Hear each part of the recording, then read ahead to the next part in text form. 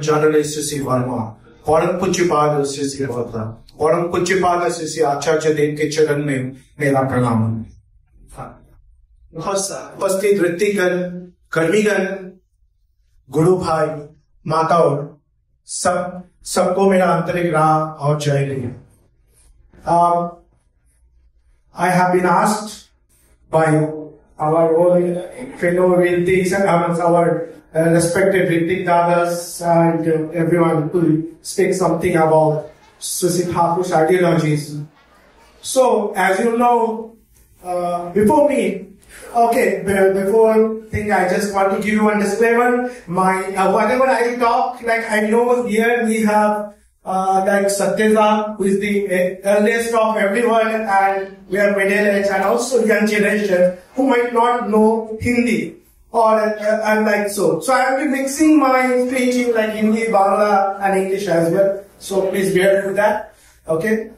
So guys, Satyaza जो मेरे पहले आके बोले वो मेरे लिए बहुत महत्वपूर्ण चीज सब बोलते हैं। उनके पास बहुत एक्सपीरियंस है, शायद मेरे पास उतना इंटेलेक्चुअल नहीं है। मैं कोशिश करूंगा whatever I have experienced in my life and how I understood Thakur and how, so I try to give you examples on that and let's go with that.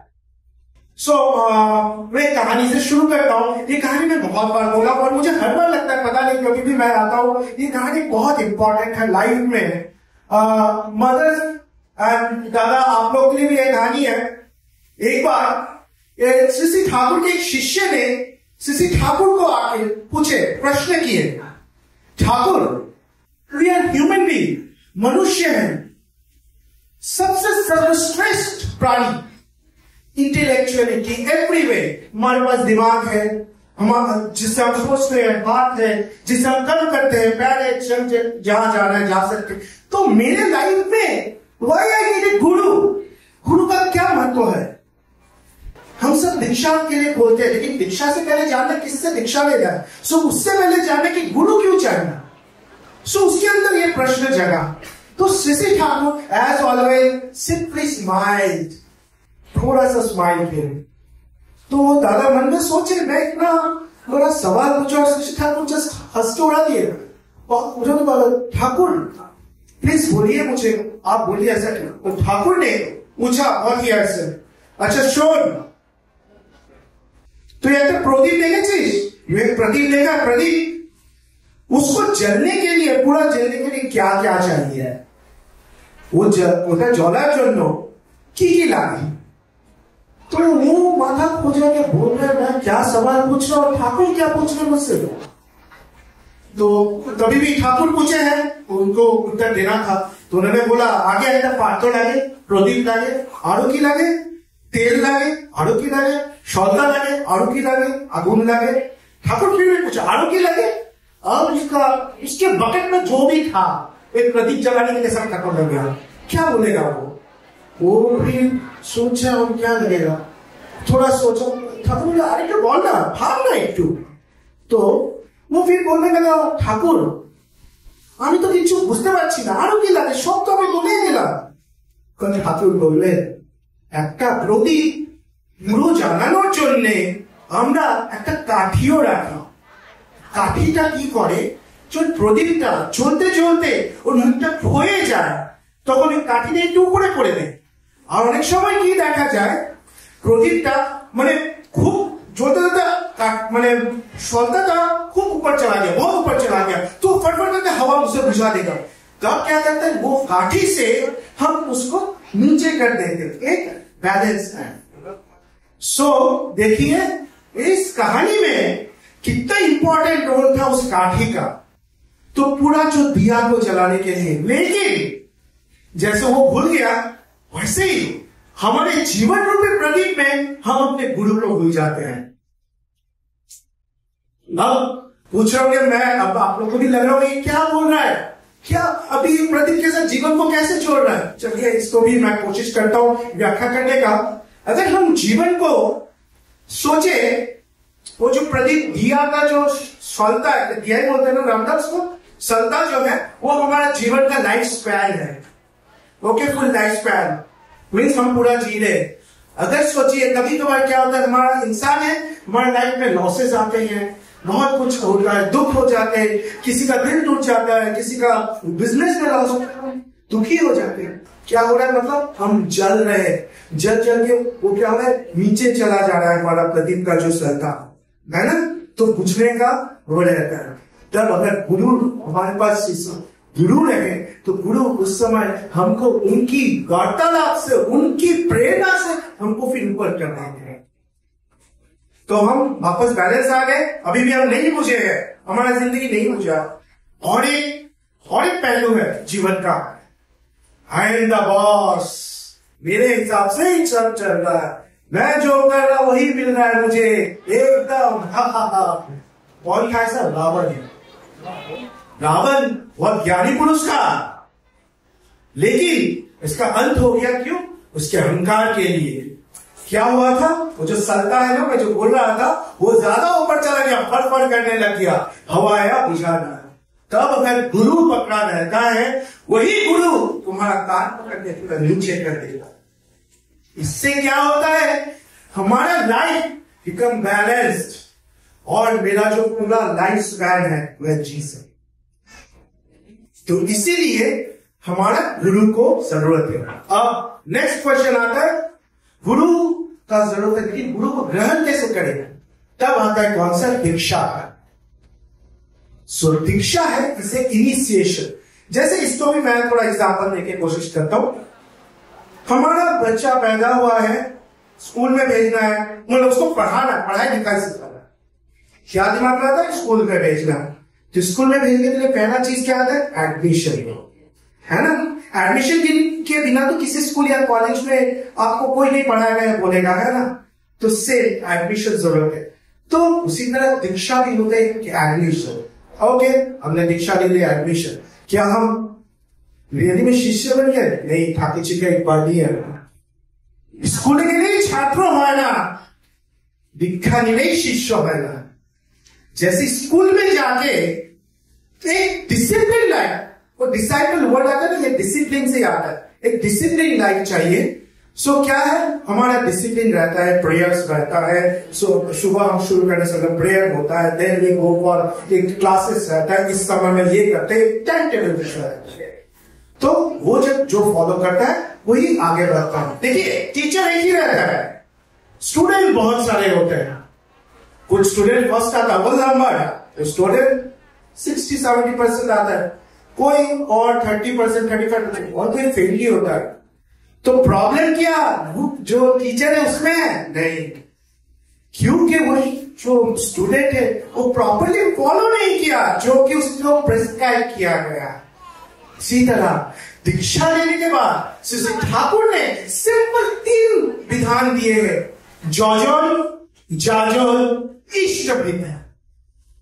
Let's, अभी तक इतना टाइम थोड़ा मुझे बोलते रहेगा, कभी कभी भाव में चला जाता हूं। सो जजन it's something which we do self. Thakur ने जो बोला है, जैसे जो कि हम डिसिप्लिन, एज ए डिसाइपल हम डिसिप्लिन पालन करते हैं। सुबह उठ के प्रार्थना करना, नाम ध्यान करना, ब्रह्म मुहूर्त में इष्टवृत्ति करना, फिर नाम ध्यान करके ठाकुर जी का थोड़ा पुस्तक पढ़ना, ये पढ़ना, पुस्तक पढ़ के जो समझ में आया समझे, नहीं तो उसको थोड़े अपने फैमिली के साथ समझने की कोशिश करो। क्या पता एक वाणी का कितना पहलू निकले, एक ही वाणी को शायद मैं जिस हिसाब से सोच रहा हूं शायद उसका और एक पहलू निकले। तो इस डिस्कशन से क्या होता है, फैमिली में एक अवेयरनेस आता है, नॉट ओनली आई एम, एक फैमिली में अवेयरनेस आता है। सो वो हो गया जजन। अब आगे ठाकुर ने बोला नेक्स्ट विधि, दैट इज जाजन। तो जजन और जाजन में अगर हम लोग सिंपल स्पेलिंग देखें, सिर्फ एक ही चीज डिफरेंट है, एक आकार, ज के साथ एक आकार लग गया। सो हिंदी में आकार का मतलब होता है एक शेप देना। सो जो जजन हमने किया, ये नाम ध्यान प्रार्थना करके जो जजन किया, जिससे मेरे को कुछ समझ में आया, वो जब मैं मेरे दोस्त को बोलता हूं, भाई देखो देखा देखे मैं ये कर रहा हूं, मेरे लाइफ में पहले ऐसा था और अभी ऐसा हुआ। आज कुछ इसी नाटक में हमने, आज का जो ड्रामा था कुछ यही था ना, मेरा लाइफ कुछ क्या था और उसी वो देव बाबू का लाइफ क्या था और एंड में क्या हो गया। वो यही होता है जब हम हमारे जजन को एक आकार देते, एक शेप देते, ब्यूटीफुल शेप, तब वो जाके किसी को समझ में आता है।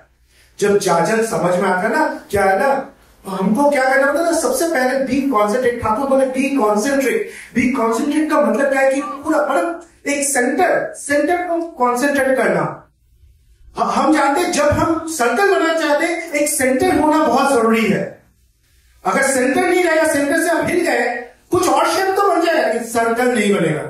अगर लाइफ में अपने को सर्कल बनाना है तो सेंटर जरूर। और एक प्रॉपर्टी है बी कॉन्सेंट्रिक का, जो हमारा एक लेजर बीम जो होता है ना, वेरी कॉन्सेंट्रिक नेचर होता है, और वो कॉन्सेंट्रिक नेचर की वजह से वेरी थिक मेटल प्लेट्स को भी वो छेद कर देता है। तो हमारा जजन जितना कॉन्सेंट्रिक रहेगा, हमारा जाजन भी उतना कॉन्सेंट्रिक रहेगा।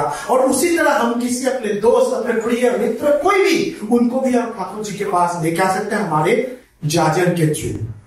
ये हो गया जजन और जाजन। थर्ड पार्ट है इष्ट भीति। इष्ट भीति में सिंपल, मैं एक्चुअली जो सिंपल मैं समझता हूं, मैं वो आपको समझाने लगा। जब एक बच्चा जन्म लेता है, उसकी माँ उसको क्या करता है, उसको दूध पिला के बचा के रखता है, अपने सीने से दूध पिला के बचा के रखता है। क्यों? क्योंकि वो प्रेम करता है, वो चाहता है उसका बच्चा बड़ा हो, उसका नाम रोशन करे, ये करे, इसको प्रेम करके उसको दूध पिला के बचा के रखता है। तो जिस दिन हम दीक्षा लेते हैं, मुझे लगता है ठाकुर जी का मेरे अंदर जन्म, और अगर मैं ठाकुर जी का इष्ट का इष्ट भरण पोषण, अगर मैं इष्ट का भरण पोषण नहीं किया तो मेरे अंदर ठाकुर जी धीरे धीरे छोटे होते जाएंगे। तो वो छोटे तो मेरा उन्नति कैसे होगा? मैं जहां था वही रहूंगा। परिवर्तन तो यही होगा ना जब बड़ा होगा मेरा होगा। तो जैसे जब विश्वविद्यालय का और एक एग्जाम्पल हम सोच सकते हैं, हम काइट उड़ाते वसंत के उसमें, और क्या बोलते हैं, डोर लगा रहता है काइट का, और एक रहता है नाटाई, मुझे याद नहीं हो, बंगाली में नाटाई बोलते हैं, जिससे वो उड़ाते हैं, वो डोर रहता है, और काइट ऊपर चलता है और ये डोर है। तो ये अगर काइट मैं हूं, ये नाटाई अगर मेरा ठाकुर है, तो ये जो डोर था जिससे कनेक्टेड था वो है इष्टप्रीति। क्योंकि ठाकुर बोला है दावाए प्रणय गजाए, जाके जो तो दावा जाए तार प्रति ऑतो प्रणय गजाए।